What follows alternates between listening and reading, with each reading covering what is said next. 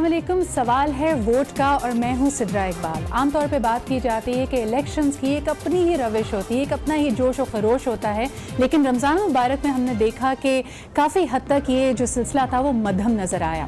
आज को अगर गिना जाए यानी 25 जून 2018 को, तो अब हम 2018 के इलेक्शन से सिर्फ एक महीना दूर हैं और अब आहिस्ता आहिस्ता ही सही लेकिन लगता है बेयकीनी के जो बादल हैं वो छट रहे हैं और लोगों को यकीन आ रहा है कि इस दफ़ा फिर मोहर लगाकर वो अपनी तकदीर का फैसला करेंगे।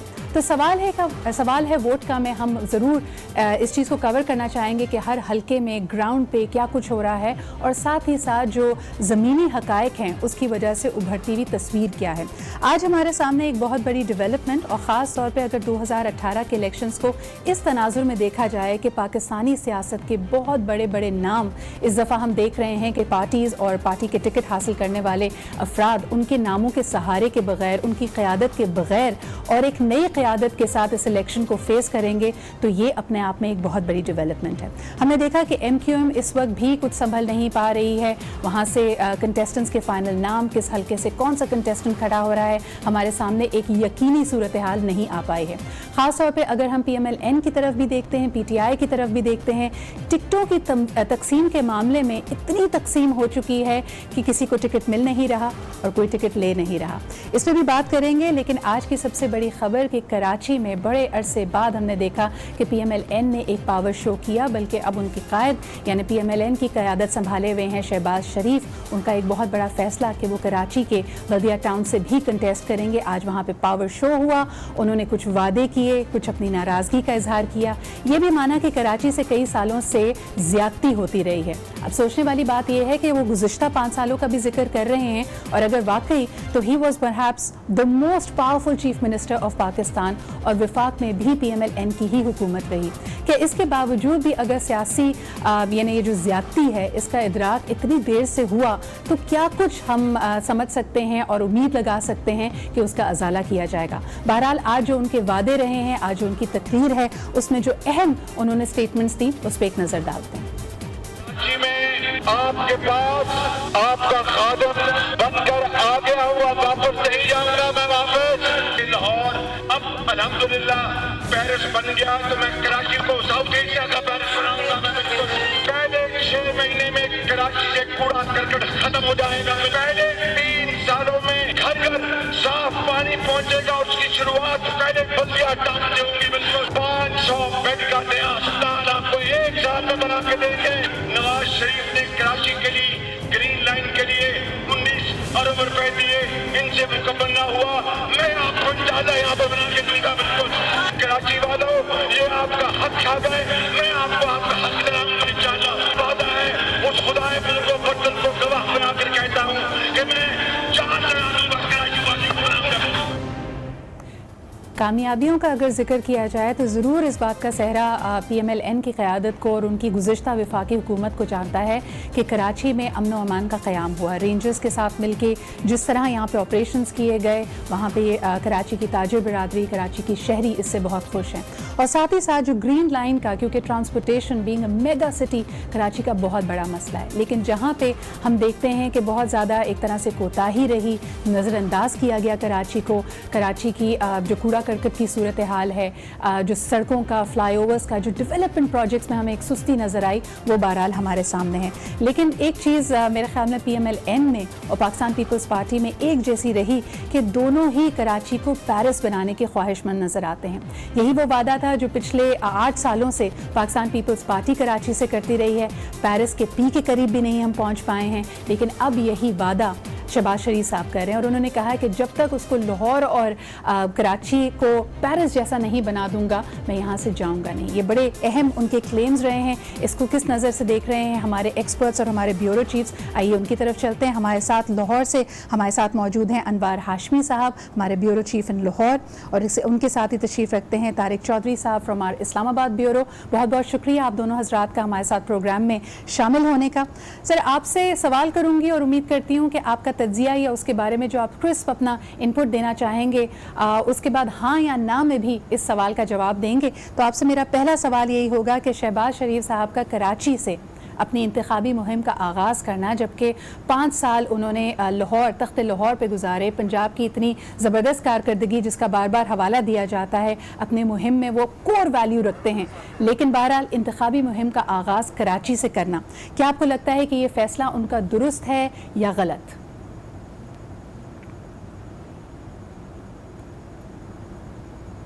जी, किससे पूछना चाहिए? जी अनवार साहब, आपसे अगर शुरुआत करना चाहूँ। जी बिल्कुल, आपका जो क्वेश्चन है वो इसलिए उसका जवाब मैं इस अंदाज में दूंगा कि शहबाज शरीफ को चूँकि पहली दफ़ा मौका मिला है, क्योंकि नवाज़ शरीफ नायल हो चुके हैं, तो यही कहा जा रहा है कि वज़ीर आज़म के वो उम्मीदवार हैं अपनी पार्टी की तरफ से। अब मसला ये था कि पार्टी ने या उनके ख़ानदान ने बतौर वज़ीर आज़म के उम्मीदवार के उनकी उस तरह कैंपेन नहीं की, उनका इमेज बिल्ड नहीं किया, तो उन्होंने ये तासुर देने की कोशिश की है कि पंजाब की सिर्फ छाप ना लगे, वो ना सिर्फ मुस्लिम लीग नून के अब मरकज़ी सदर हैं, बल्कि आइंदा इंतखाबात में वो वज़ीर आज़म के उम्मीदवार भी हैं। तो उन्होंने एक दूसरा सूबा जो है उसको सिलेक्ट किया, सिंध जाने में उनको आसानी जो है वो महसूस हुई, तो उन्होंने इस लिहाज से कराची से जो कैंपेन का आगाज़ किया, ये तासुर देने की कि अब वो सिर्फ पंजाब के लीडर नहीं है बल्कि कौमी सतह के लीडर हैं, तो इस लिहाज से उन्होंने कराची से जो आगाज़ किया है, मैं समझता हूँ सियासी लिहाज से उनका ये फ़ैसला काफ़ी हद तक दुरुस्त है। ठीक है जी, आप समझते हैं कि उनका दुरुस्त है। तारिक साहब, आपकी तरफ आना चाहूँगी, आपके ख्याल में उनका ये फैसला दुरुस्त है या नहीं? जी बिल्कुल दुरुस्त फैसला है। इसकी 2-3 वजूहात हैं। नंबर 1 ये है कि अब शहबाज शरीफ अपने आप को एक सूबे से निकालकर अपने आप को कौमी सतह के लीडर के तौर पर बनवाना चाहते हैं, तो उसके लिए ज़रूरी था कि पंजाब से बाहर निकलते। दूसरी उसकी वजह यह है कि वो उनके इस फैसले के पीछे एक इत्माद झलकता है कि वो समझते हैं कि उनकी परफॉर्मेंस उनकी जमात की पंजाब में इतनी अच्छी थी कि वो पंजाब से तो आसानी से वोट ले लेंगे और अब उनको बाकी सूबों में मेहनत करनी चाहिए। आपको याद होगा कि वो ना सिर्फ कराची से इलेक्शन लड़ रहे हैं बल्कि वो स्वात से भी इलेक्शन लड़ रहे हैं, तो उसके बाद यकीनी तौर पर वो दूसरे सूबों में भी जाएंगे। तीसरी अहम वजह यह है कि गुज़श्ता चंद सालों से एक तासर जो था वो पैदा किया गया था या पैदा हुआ था, और शायद उसके पीछे कुछ वजूहात दुरुस्त भी हों कि पाकिस्तान मुस्लिम लीग नून ने सिंध को जो है वो पाकिस्तान पीपल्स पार्टी के हवाले किया हुआ है और एक ओपन फील्ड दिया हुआ है। तो मेरा ख्याल है कि आज उनका कराची जाना और सिंध को ओनरशिप देना और सिंध से इलेक्शन लड़ना, सिंध के दारुल हुकूमत से, इस बात का सबूत है कि वो अपने आप से ये तासर जो है वो धोना चाहते हैं और अपने आप को ये साबित करना चाहते हैं कि वो जो कराची में उनका वोटर है, कराची में उनका सपोर्टर है, सिंध में उनका सपोर्टर है, वो उसको तनहा नहीं छोड़ेंगे। मेरा ये ख्याल है कि कराची अगरचे गुज़श्ता 10 सालों से ख़ास तौर पर पाकिस्तान पीपल्स पार्टी और MKM के पास था, कराची की जो अर्बन पॉलिटिक्स थी वो सिंध के वो MKM के पास थी और जो रूरल पॉलिटिक्स थी उस पर पाकिस्तान पीपल्स पार्टी का होल्ड था। लेकिन बहरहाल ये हकीकत है कि सिंध के देही इलाकों में और कराची में ऐसे बहुत से वोटर हैं, तो आप इलाकों में हो सकती है, फैसला दुरुस्त रहा है, जो कि मुस्लिम लीग से मुस्लिम लीग के हमायती हैं। अगर कोई उनको मुज्तमा करे, अगर उनको इकट्ठा करे तो अच्छा रिस्पॉन्स मिल सकता है। तो मेरा ख्याल है ये अच्छा फैसला है और अपनी वो एक मुनफरिद शनाख्त बना रहे हैं जो कि एक पैन पाकिस्तान शनाख्त है, और मेरे ख्याल में सिर्फ वो एक पंजाब के एक बहुत ही कामयाब चीफ मिनिस्टर होने की छाप से भी बाहर निकलना चाहते हैं। लेकिन फिर सवाल ये पैदा होता है कि जब गुज़िश्ता 5 सालों में हमने देखा कि जब भी PMLN की कारकर्दगी पे या सिंध के हालात पे, KPK के हालात पे, बलूचिस्तान के हालात की तरफ उनकी नज़रसानी कराई जाती थी, तो ये कहा जाता था जी 18वीं तरमीम के बाद ये कई मामलात अब सूबाई मामलात हैं, तो अपने हाथ वो बंधे हुए पेश करते थे। अब दूसरा सवाल जो मैं आपसे करना चाहूँगी कि ये तो एक क्लियर डायरेक्शन शो करता है कि नवाज शरीफ साहब की जो गुज़िश्ता जवाबात रहे हैं या रिस्पॉन्स रहे हैं towards Sindh, towards Balochistan, towards KPK, उससे ये बहुत ही मुख्तलिफ एक डायरेक्शन ले रहे हैं। और ये पहला इलेक्शन होगा 2018 का जिसमें वो नवाज शरीफ साहब के बगैर बतौर मुस्लिम लीग के कायद के इसको लेके इस मुहिम को आगे बढ़ेंगे। कितना कामयाब आप समझते हैं कि वो क्या 2013 जैसी कामयाबी हासिल कर पाएंगे?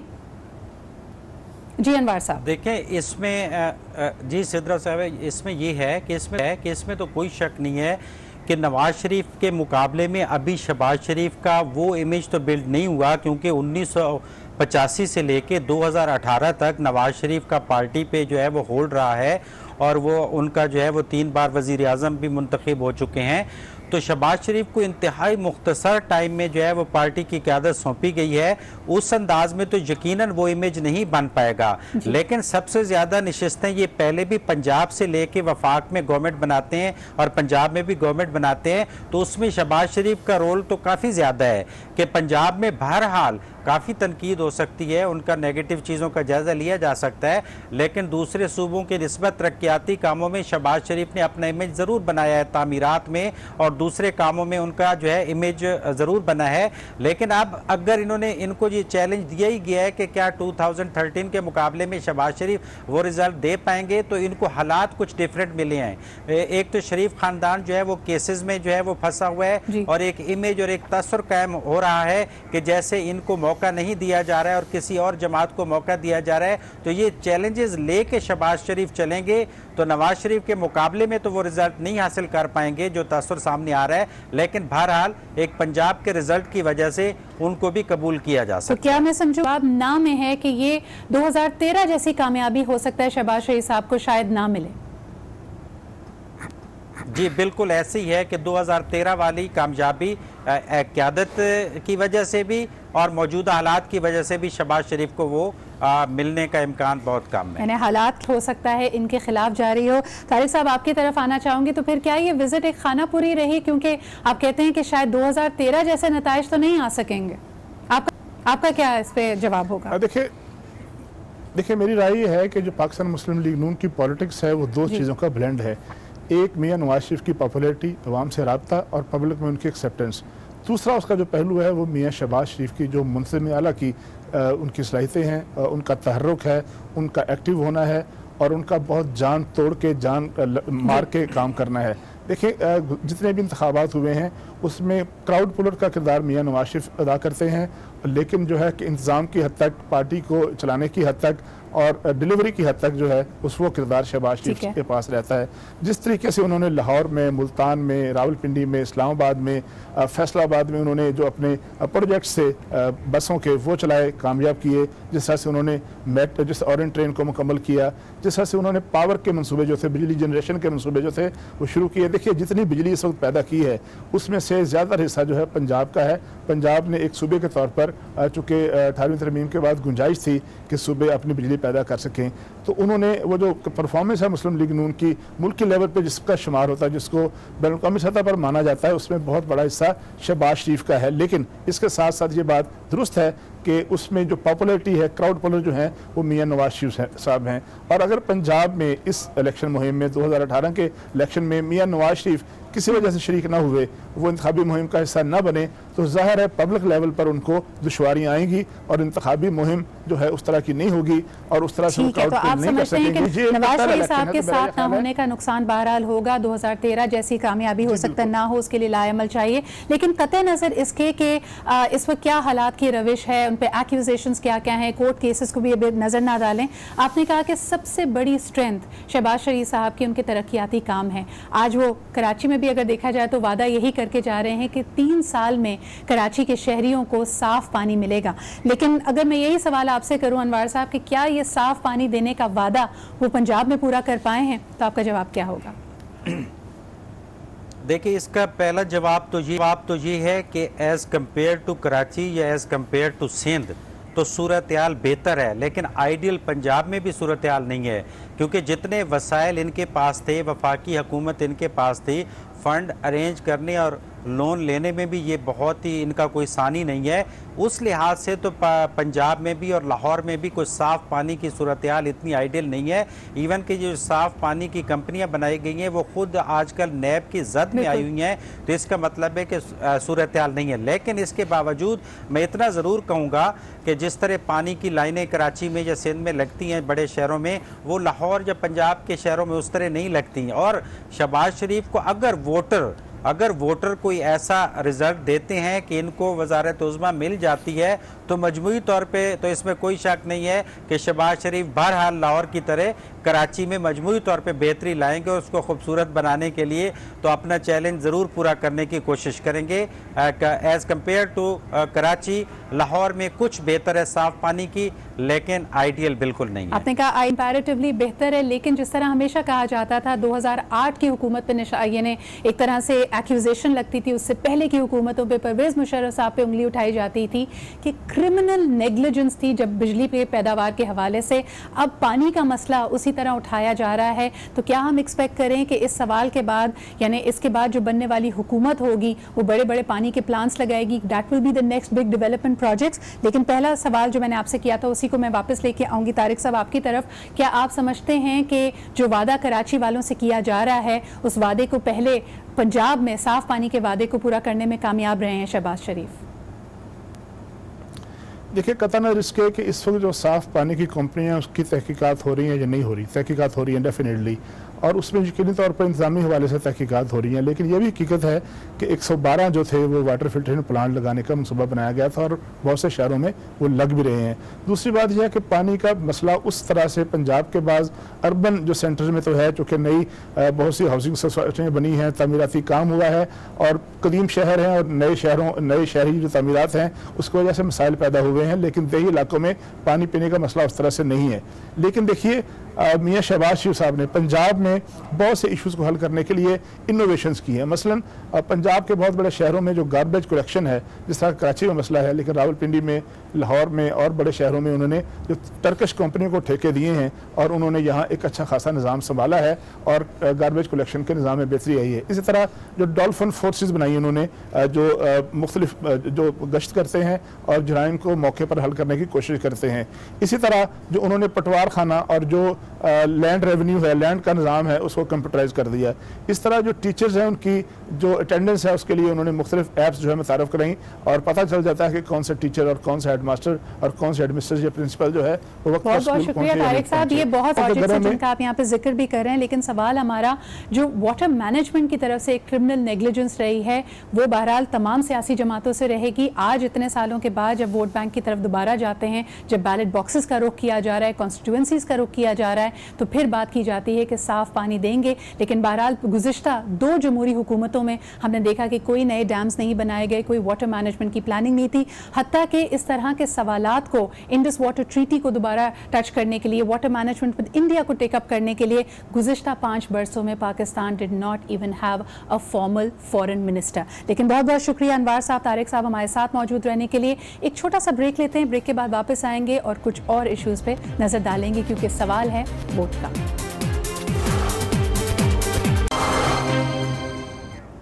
Welcome back after the break. आप देख रहे हैं सवाल है वोट का, और थोड़ी देर पहले बात कर रहे थे शहबाज शरीफ के कराची के विजिट के हवाले से। अब थोड़ा गुफ्तगू को आगे बढ़ाते हैं। नाराज़गी का एलिमेंट हमने कहा कि काफ़ी है, बिकॉज टिकट ना मिलने की नाराज़गी कई जगह सामने आ रही है, लेकिन बहरहाल इसके साथ साथ बड़े हलकों में बड़ा टाकरा भी होना है, उस पर गुफ्तगू करेंगे। मेरे साथ जो पैनल मौजूद है उसको आपसे इंट्रोड्यूस कराते चलो। हमारे साथ मौजूद हैं वसीम आफ्ताब साहब, PSP साहब का ताल्लुक है, बहुत बहुत शुक्रिया मौजूद होने का। आपके साथ तशरीफ़ रखते हैं कादिर खान खेल, पाकिस्तान पीपल्स पार्टी से आपका ताल्लुक, और हमें हमारे लाहौर स्टूडियो से ज्वाइन कर रहे हैं वलीद इकबाल साहब, जिनकी वाबस्तगी PTI से है। अस्सलाम वालेकुम वलीद साहब। वालेकुम सलाम जी। जी, अगर मैं गुफ्तगू का आगाज़ आप ही से करूं, इलेक्टेबल्स की ऐसा लगता है नई डिफिनेशन हमारे सामने आ रही है। कुछ पार्टीज़ अपनी आइडियोलॉजी से हट के पॉलिटिकल साइंस की तरफ जा रही हैं, जो बैलेट बॉक्सेस की साइंस है, और उसमें आपका भी मेरे ख्याल में यू मेड हेडलाइंस, आपकी नाराज़गी अपनी जगह। लाहौर की जिम्मेदारी भी आपको दी गई, लंदन अमरीका से आपने तालीम भी हासिल की, अल्लामा इकबाल के पोते भी हैं आप, लेकिन क्या फिर भी समझा जाता है विद इन द पार्टी के नया पाकिस्तान बनाने के शायद आप पहल नहीं है? इसकी क्या वजह है? देखें जी, मैंने कोई अगर बात की भी है इस तरह मंजर आम पे, एक तो वो नाराज़गी का इजहार नहीं, वो सिर्फ इंसाफ के लिए आवाज़ को बुलंद करना है, और उसकी वजह भी यही बनी क्योंकि मैं 2-3 हफ्ते मैं खामोश था, मेरे पे मेरे साथियों का बहुत दबाव था जी, बिकॉज मेरी एक पूरी टीम थी और उसमें से पूरी की पूरी टीम में से किसी को भी, उसमें बहुत से मैं समझता हूँ अहल अफराद थे, जिनमें से किसी को भी एक प्रोविंशियल असम्बली की सीट तक के लिए नहीं मुनासिब समझा गया। नेशनल तो ज़्यादातर उनमें थे भी प्रोविंशियल असम्बली। तो मैंने तो सिर्फ इसलिए ये किया, हम अपने पार्टी के सिस्टम के अंदर वो जो नजर सानी का था उसको फॉलो कर रहे थे और वो सारा परसू कर रहे थे जो मेथड दिया गया। लेकिन मैंने देखा हमारे चेयरमैन जो थे वो जब आए एक 22 तारीख की रात उन्होंने तकरीर की, मैंने वो देखी जब टीवी पे, उन्होंने कहा पहले तो खराज तहसीन पेश किया जो उनके घर के बाहर धरना दे रहे थे लोग मुजाहिरीन को, कि जी मैं आपको खराज तहसीन पेश करता हूँ आपके जज्बे को, इंसाफ हासिल करने के, इंसाफ के हसूल के जज्बे को। फिर उन्होंने मज़ीद कहा उसी गुफ्तगू में कि मैं आपको पैगाम देना चाहता हूँ कि अगर आप समझते हैं आपके साथ टिकटों की तकसीम में नाइंसाफ़ी हुई है तो आपका हक है कि आप यहाँ आएँ और इस मंजर आम पे आके अपनी आवाज़ बुलंद करें। वलीद साहब, आप भी ऑन रिकॉर्ड हैं जब आपने कहा कि इसके ऊपर आप कोई इस तरह का रद्द-ए-अमल नहीं देंगे बल्कि बाकायदा कप्तान से ही बात करेंगे, तो आपको लगता है कि आपके एहतजाज की, आपकी इंसाफ की अपील की सुनवाई हुई है? आप मुतमईन हैं उनके रिस्पॉन्स से? देखें जी, मैं मुतमईन हूँ अपने इस स्टैंड से, क्योंकि मुझे फिर मेरा कोई साथी ये शिकायत नहीं कर सकता कि जी आप हमारे लिए खड़े नहीं हुए। मेरा अगर इनफरादी केस होता तो मैं किसी बंद कमरे में अपना इनफरादी केस प्लीड करके या जो भी कुछ है उसको, वो तो आगे अपने आप को फ़रोग देने का तो हर एक को होता है सिलसिला, लेकिन चूंकि मेरे पर इतने लोग रिलाई कर रहे थे, डिपेंड कर रहे थे, और उन्होंने मेरे कहने पर ही अपने आप को वही सिस्टम के अंदर वही नजर सानी, वही जो तरीक़ाकार था, कागजात नामजदगी दाखिल कर दो, रिव्यू फाइल कर दो, और चेयरमैन ने, देखें ये भी एक बड़ी, मैं सलूट करता हूँ चेयरमैन को अपने, इमरान खान साहब को, जिन्होंने वो तरीक़ाकार दिया। किस पार्टी ने ये दिया? उन्होंने खुद आके बाहर मुजाहिरीन से, हमने तो वहाँ जाके मुजाहरा नहीं किया, लेकिन उन्होंने खैर मकदम किया। लेकिन आप क्या समझते हैं ये हक है, ये आईनी हक है, तो मैंने भी इसीलिए ये बात की। बात सही है कि आपने अपना एहतजाज भी रिकॉर्ड किया, लेकिन जो आमतौर पर कहा जा रहा है कि जहांगीर तरीन साहब और शाह महमूद कुरैशी साहब की वजह से ब्लॉक्स बन गए हैं, रिफ्ट आ गई है पीटीआई में, क्या आपको लगता है कि कप्तान साहब के सामने इस वक्त ये भी एक बहुत बड़ा चैलेंज बना हुआ है? देखिए जी, उनके सामने तो बहुत से चैलेंजेस हैं, और उन्होंने जिस तरह ये बात की, सबसे बड़ा चैलेंज तो उनके सामने ये था, और मैं उनकी मुश्किल को बड़ी अच्छी तरह समझता हूँ कि जब 4,500 दरखास्तें आती हैं टिकट्स की, और उस वक्त तक 22 तारीख तक 550 टिकट्स का ऐलान किया जाता है और 850 टोटल टिकट देने होते हैं, तो कितने लोगों को उसमें मायूसी होती होगी। और उसमें इस तरह जब इस तरह का सिलसिला हो और इतने कम अरसे में 12-12 घंटे काम करके, तो इसमें गलतियां भी होती हैं, कुछ फैसले जल्दबाजी में भी होते हैं, उजलत में होते हैं। मैंने तो यही अपील की थी कि जी ज़रा लाहौर के बारे में ख़ास तवज्जो दीजिएगा, क्योंकि एक पूरा हिस्सा लाहौर का है और पूरा एक टीम लाहौर की है जिसको बिल्कुल नजरअंदाज किया गया। नजर ये आता है कि 2013 मैंने अपना फर्ज पूरा कर दिया, मैंने अपना फर्ज पूरा कर दिया आवाज बुलंद करके, और इस तरीके से जिसको चेयरमैन ने खुद वेलकम किया और खुद दाद दी है और खुद 2013 में ऐसा लगता है कि पार्टी 5 साल, मैं पार्टी के साथ कम थी, लेकिन तैयारी आप लोगों की ज्यादा लगती थी। इस दफा ऐसा लगता है कि हर किसी की स्ट्रैटेजी थोड़ी सी अभी आधी कच्ची आधी पक्की है। लेकिन बहरहाल हम जरा हल्कों की तरफ चलते हैं, आप हमारे साथ ही मौजूद रहिएगा, दोबारा लाए अमल की तरफ आएंगे जो हर पार्टी ने, पीटीआई ने अपनाया हुआ है। जरा बात करते हैं जी NA 249 की, जिसके हवाले से कहा जा रहा है कि बड़ा टाकरा यहाँ पे होगा। अभी तक जो हमारे पास खबरें हैं, हमारे साथ स्टूडियो में मौजूद हैं कादिर खान मंदू-खेल साहब, पाकिस्तान पीपल्स पार्टी की तरफ से इस हल्के में कंटेस्ट करेंगे, फैसल वाउडा PTI की तरफ से यहाँ कंटेस्ट करेंगे, और आज जो बल्दिया टाउन में पावर शो किया है शहबाज शरीफ साहब भी इसी हल्के से हमारे सामने होंगे। जरा एक रिपोर्ट देखते हैं इसी हल्के के हवाले से।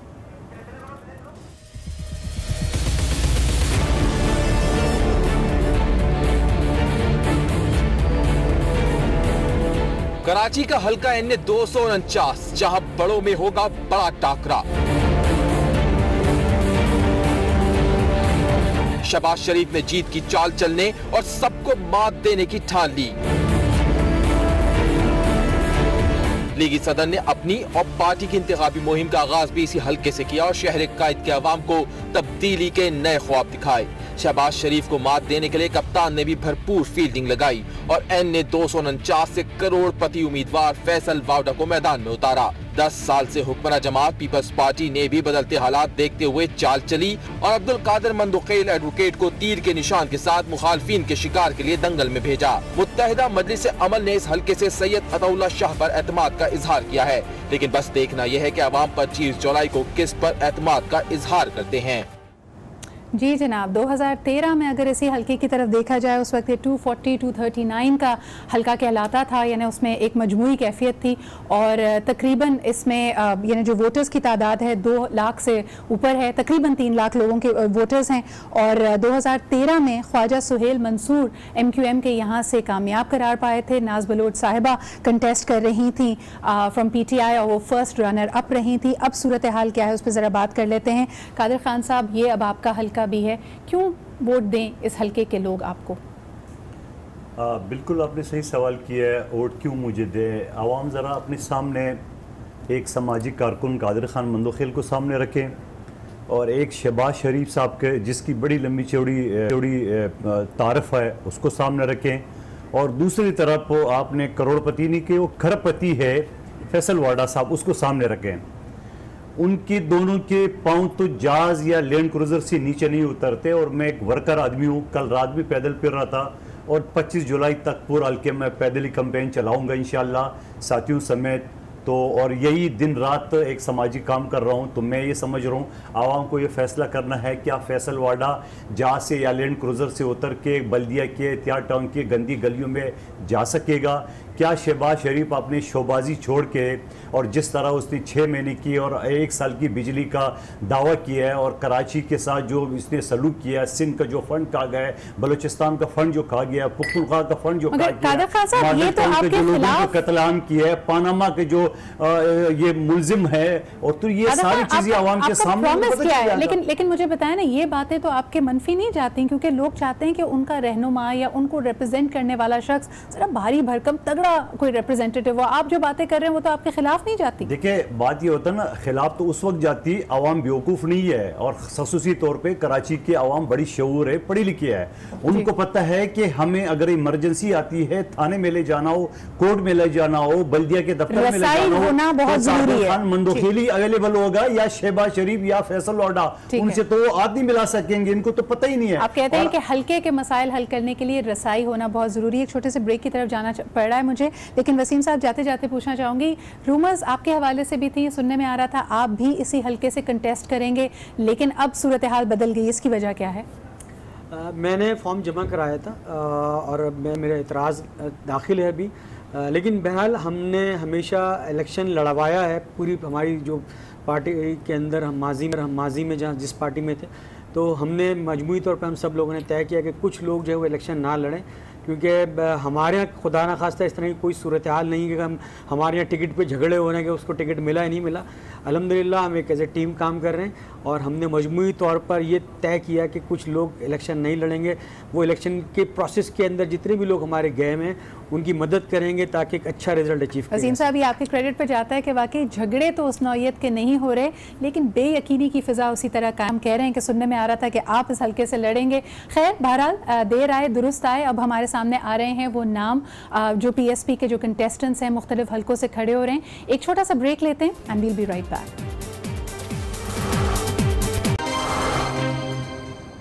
Welcome back after the break. आप देख रहे हैं सवाल है वोट का। चले चलते हैं हम अपने लाहौर स्टूडियो की तरफ। वलीद इकबाल साहब हमारे साथ मौजूद हैं। आपने कहा कि जी अपनी बात को सामने रखना, हक के लिए, इंसाफ के लिए आवाज़ उठानी थी, जो कि ज़्यादा अहम था आपके लिए। इस वक्त आपसे जानना चाहूँगी कि आपके साथ जो पूरी टीम है, जो आपके बाकी रुकन हैं जिन्होंने ग्राउंड पर बहुत काम किया है, उनका मोराल कैसा है? क्योंकि जो टेलीविज़न स्क्रीन पर हमारे सामने सूरत हाल है, आपने बेशक कहा हो कि बनी गाला में उसमें यानी कप्तान साहब ने उनको खिराज तहसीन पेश किया है, लेकिन लोगों का मोराल थोड़ा डाउन लगता है, आप क्या कहेंगे? नहीं जी, बिल्कुल ऐसी कोई बात नहीं है। हौसले बुलंद है सबके। अपना सियासत एक लंबी इनिंग्स होती है और उसमें नशेब व फराज आते हैं। किसी का भी मोराल डाउन नहीं है। ज़ाहिर है मायूसी होती है, बट मैंने ये कहा ना कि मैं किसी को, मेरे साथ खड़े किसी साथी को मैंने ये महसूस नहीं होने दिया कि मैंने उनके लिए स्टैंड नहीं लिया, और मैं सिर्फ अपनी किसी इनफरादी कोई परसूट के लिए नहीं अपने आप को मैंने उसमें किया। इज़्ज़त और ज़िल्लत अल्लाह ताला के हाथ में है। हम सब पार्टी के साथ हैं, हम पार्टी के साथ थे, हैं और रहेंगे। और अभी वक्फे से पहले मैं एक चीज़ ऑब्जर्व करना चाह रहा था, क्योंकि मैं एक पॉलिटिकल एक्टिविस्ट हूँ, मैं पॉलिटिकल स्टूडेंट भी रहा हूँ या अखबार पढ़ता हूँ। कराची की आप सियासत की बात कर रही थी, मैंने आपको एक बड़ी दिलचस्प बात बतानी थी। 1 साल कबल एक ज़िमनी इंतखाब कराची में हुआ PS 114 का। ये जो बात हो रही थी कि कराची का वोटर बड़ा जो है डिसर्निंग है, बड़ा बाशऊर है जी। और वाकई देखें पाकिस्तान में लिटरेसी सबसे ज़्यादा किसी भी डिस्ट्रिक्ट में जो है वो कराची में ही है। और वो PS 114 का जो इलेक्शन था उसमें हमारा जो वोट था वो तो तकरीबन फीसद के हवाले से उतना ही रहा जितना 2013 के इलेक्शन में था। हमारे कैंडिडेट थर्ड आए या इस तरह कोई था, या फोर्थ या थर्ड आए। लेकिन जो बड़ी काबिल जिक्र बात थी कि 29 साल वहाँ पे MQM की सीट वो रही। लेकिन मुझे तो ऐसा लगता है वही एक MQM के फिटर होने के बाद जो स्पेस है उसको सब लेने की कोशिश कर रहे हैं। आपने कहा कि वो उस वक्त तक मेरे ख्याल में उस वक्त तक वो बात नहीं आई थी, उस वक्त तक वो बात नहीं आई थी। मैं सिर्फ जो बात अर्ज करना चाह रहा हूँ कि PPP ने एक सही कारकुन आदमी को टिकट दिया था। सईद गनी साहब सेनेटर थे, 2 दफा यूनियन काउंसिल के चेयरमैन रहे हुए थे। मैं उनकी पॉलिटिकल ट्रैजेक्टरी को देख रहा था और उन्होंने, मैंने कहा ना 29 साल बाद वो सीट वापस ली और उसमें एक अहम किरदार इस बात ने अदा किया कि क्या इसी पॉलिटिकल विजडम का आप लोगों ने भी मुजाहरा किया है कराची में या नहीं, इस पे बात करेंगे। लेकिन वलीद साहब बहुत बहुत शुक्रिया हमारे साथ मौजूद होने का। कहते हैं जो स्पेस MQM ने छोड़ी वसीम साहब वो ऑक्यूपाई की, बाशर है कराची का, कितना नुकसान आप एक्सपेक्ट कर रहे हैं? देखिए मैं समझता हूँ कि दुनिया की तारीख नहीं, कराची की अगर आप हिस्ट्री देख लें तो कराची शहर हमेशा बदलता रहा है। एक ज़माना था कि जब यहाँ पे शाह अहमद नूरानी साहब और जमात इस्लामी का एक इतना ज़बरदस्त होल्ड हुआ करता था कि कोई सोच नहीं सकता था कि उनके सामने कोई खड़ा हो सकता है। बड़े बड़े लोग आते थे और उनसे हार जाया करते थे। फिर उसके बाद MQM का दौर आया। तो मैं समझता हूँ कि ये इंसानी तारीख है, इससे मफर नहीं कर सकते। एक MQM का दौर था, वो अपने राइजिंग पीरियड, आप लोगों ने सबने एक हल्का फुल्का सा एहतजाज किया जिसको कहते हैं नीम गर्म एहतजाज की। जी हल्का बंदियाँ फेवर में नहीं है कराची की, लेकिन सब ने फिर उनको मान भी लिया। आज आप क्या समझते हैं, उसका फायदा होगा या नहीं? माना नहीं है बिल्कुल। ये मैं आपको कैटेगोरिकली कहूँगा कि हमने माना नहीं है। कराची के साथ ये जुल्म हुआ है, सेंसस के ऊपर ये इंतहाई, मैं समझता हूँ जमहूरियत पर शबखून मारा गया। ये जमहूरियत के नाम नहाद दावेदारों ने जमहूरियत की ऐसी तैसी की। जब आप आइन को नहीं मानते, आइन की पाबंद है कि आप हर 10 साल बाद आप सेंसस कराएंगे, आपने सेंसस नहीं कराया। आपने कहा मैं थर्ड पार्टी ऑडिट कराऊंगा, थर्ड पार्टी ऑडिट नहीं कराया। फिर आपने कोई एतराज़ात पूरे पाकिस्तान से कोई एतराज़ नहीं सुने। फिर आपने हल्का बंदियों पर आपने एतराज़ात, आप ये देखें इससे बड़ा जुल्म क्या हुआ कराची के साथ। क्या आप इस्लामाबाद में कराची के लिया ना उन्हीं हल्का बंदियों के साथ अब आप 30 दिन बाद इलेक्शंस में जा रहे हैं। मैं जंग करूं, ये कराची के लोग निकल के जंग करें। भाई आप क्या कहेंगे? सिंध की सूबाई हुकूमत आपके पास थी, आपका भी एहतजाज नोट नहीं हुआ। उन्हीं हल्का बंदियों पे जो एडवांटेज है, डिसएडवांटेज है, बल्कि लोग तो कह रहे हैं पाकिस्तान पीपल्स पार्टी को इससे फायदा होगा। आप क्या समझते हैं?